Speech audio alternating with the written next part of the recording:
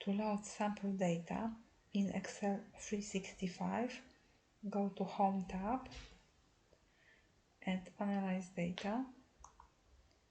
It may also be called Ideas if you have got an older version of Excel. When you click Analyze Data, there is an option Try Sample Data. It loads sample data into your spreadsheet. Select a cell in your data range. Excel generates pivot tables and charts for you to choose from.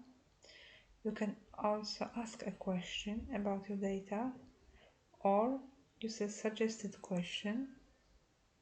Let's select the first one.